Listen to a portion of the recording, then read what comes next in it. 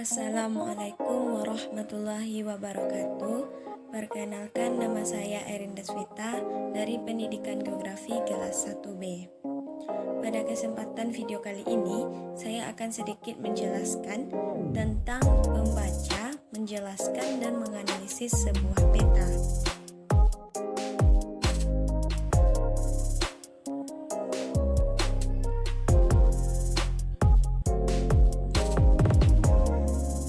Materi yang pertama yaitu membaca peta.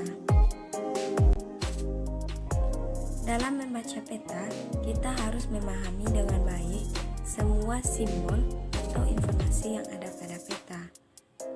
Kalau kita tidak dapat membaca peta dengan baik dan benar, maka kita akan memiliki gambaran mengenai keadaan wilayah yang ada dalam peta, walaupun belum pernah melihat atau mengenal medan muka bumi yang sebenarnya secara langsung.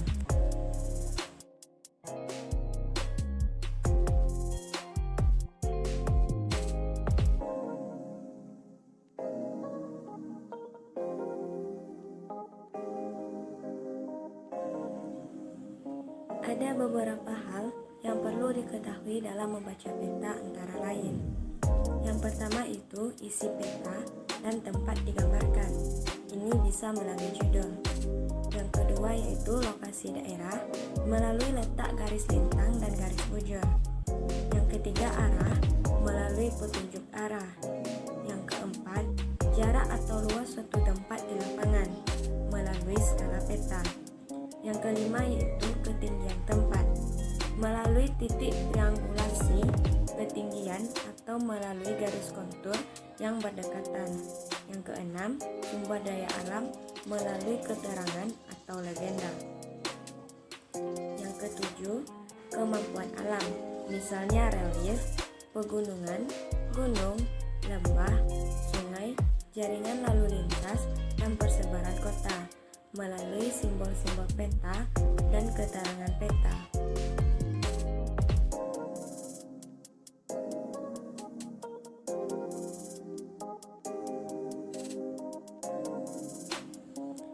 Selanjutnya, kita dapat menafsirkan peta yang kita baca. Antara lain, yang pertama itu peta yang banyak gunung atau pegunungan dan lembah atau sungai menunjukkan bahwa daerah itu berelief dasar. Yang kedua, alur-alur yang lurus menunjukkan bahwa daerah itu tinggi dan miring. Jika alur sungai berbelok-belok atau berbentuk meander, menunjukkan daerah itu relief datar. Yang ketiga itu pola atau bentuk pemukiman penduduk yang memusat dan melingkar, menunjukkan daerah itu kering atau sulit akan sumber air, tetapi di tempat-tempat tertentu terdapat sumber air.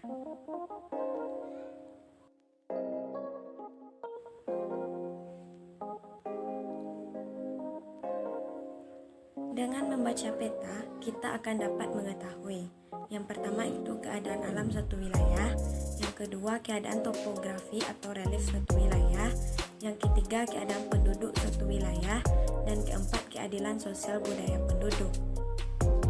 Materi yang selanjutnya yaitu analisis peta. Analisis peta adalah studi tentang jenis peta, peta politik, peta militer, garis kontur, dan kualitas fisik yang unik dari peta yaitu skala, judul, legenda, dan lain-lain. Ini juga merupakan cara decoding pesan dan simbol peta dan menempatkannya dalam konteks spasial dan budaya yang tepat. Analisis peta dilakukan dengan harapan didapatkannya informasi metrik maupun non-metrik. Informasi metrik merupakan informasi yang didapat berdasarkan analisis pengukuran seperti posisi, jarak, panjang, luas, dan sudut. Proses penentuan posisi dan pengukuran dasar lainnya guna mendapatkan informasi metrik dapat dilakukan dengan menggunakan peta cetak maupun digital. Selanjutnya yaitu interpretasi peta. Di sini saya akan menjelaskan apa itu interpretasi peta. Interpretasi peta adalah kegiatan membaca peta atau menafsirkan atau memahami simbol-simbol yang ada pada peta.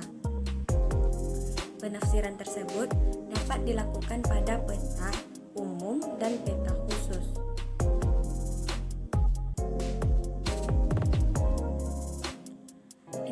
Orientasi peta terbagi menjadi dua. Yang pertama itu peta umum, yaitu menggambarkan berbagai kenampakan umum permukaan bumi. Pada peta ini hal-hal yang ditafsirkan bersifat fisik. Dan yang kedua itu peta khusus, yaitu menggambarkan kenampakan yang bersifat khususnya, misalnya peta iklim, transportasi, tambang, dan sebagainya. Selanjutnya yaitu hal-hal yang dapat dibaca dari peta. Beberapa faktor yang dapat dibaca pada peta antara lain sebagai berikut. Yang pertama itu kenampakan pokok. Berbagai kenampakan pokok dalam peta dapat kita baca dan tafsirkan dari simbol-simbol yang terdapat pada peta. Kenampakan pokok pada peta mencakup penampakan alam, sosial, dan ekonomi. Yang kedua yaitu jarak. Suatu kenampakan pokok pada peta dapat kita baca jaraknya dengan menggunakan informasi skala yang sudah terdapat pada peta. Beberapa hal yang dapat kita ketahui jaraknya, misalnya jarak lurus pada objek yang tertitik dan jarak bergelok pada simbol garis.